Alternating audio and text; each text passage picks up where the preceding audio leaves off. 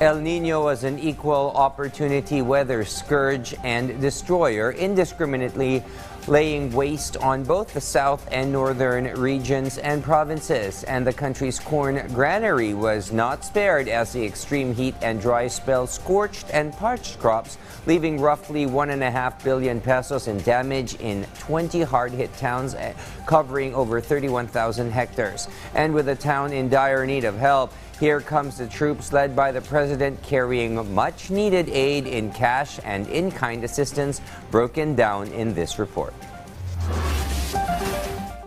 The corn grown by Mr. Manuel of Barangay Ibangamo, Isabela, is doing well. The province has been experiencing more frequent rain since Pag-asa announced the start of the rainy season. Kung maganda-ganda itong ani na ito, siguro overcome namin yung namin sa nakaraan.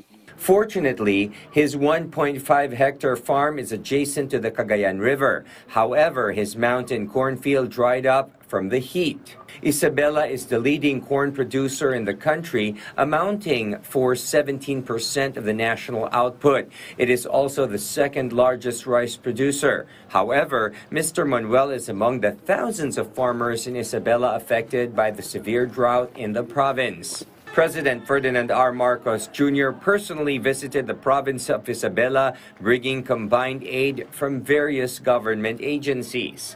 Ibig sabihin, kapag meron tayong hinaharap na problema, hindi lamang i-assign sa isang tao, yung buong gobyerno ay titignan kung ano ba ang kailangan gawin. 5 provinces received farm and fishing equipment. Besides Isabela, Cagayan, Quirino, Nueva Ecija, and Batanes also benefited from the consolidated interventions. In addition, the president distributed 50 million pesos in cash assistance each to the provinces of Isabela, Cagayan, and Nueva Vizcaya. Quirino received over 30 million pesos and Batanes received 10 million pesos in cash assistance. This support is intended to revive the struggling agriculture and fishing sectors. Ako'y nagagalak na makiisa sa ating mga kababayan sa Isabela upang maghandog ng tulong mula sa pamahalaan at mailapit ang aming serbisyo, lalong-lalo na sa ating mga magsasaka, ang mga mangingisda at sa kanilang mga pamilya. The provinces reached by the president are delighted. Nagpapasalamat kami na nalalaman ng ating Pangulo ang nangyayari dito sa atin. Napakalaking dagok ito nangyayari sa El Nino. We're still hoping na lahat na tulong na ito ay faster ang recovery ng ating mga farmers. The president also personally handed out 10,000 pesos in cash assistance from the DSWD under the Income Support Program to 5,000 farmers and fishermen. For the president, Isabela holds a special place in his heart. His concern for the province stems from his father, and he is merely continuing his father's legacy.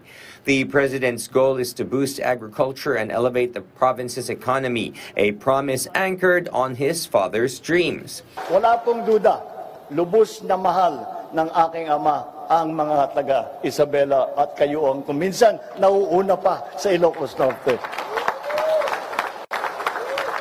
Ay naman ako rin po naman yung pagmamahal na yan. Kaya naman, sinikap ko na talagang sumadya dito na iparamdam sa inyo ang aking personal, ang aking pagkalingas at suporta. However, these effects still depend on a healthy relationship between the national and local governments. Meeting any challenge of surmounting any problem requires unity. Dahil po, lahat po ito, hindi po namin magagawa kung hindi maganda ang ugnayan sa gitna ng national government at saka sa local government units. Dahil po, kahit na meron kaming nakahanda na tulong na ibibigay, mahirap para sa national government ipaabot sa lahat ng mga nangangailangan. Diyan po, at yung local government units din, ang ating mga gobernador, pati yung mga congressman, ay sila naman ay sila ang nagsasabi sa atin, dito maraming tinamaan, dito ang kailangan ganito. Kaya sa pagtulungan na yan, nabubuo natin ang ganitong klaseng programa. The program lasted only for an hour but addressed many issues. As he departed, the president left a new hope for the devastated fishermen and farmers. William Theo for the National TV for a New and Better Philippines.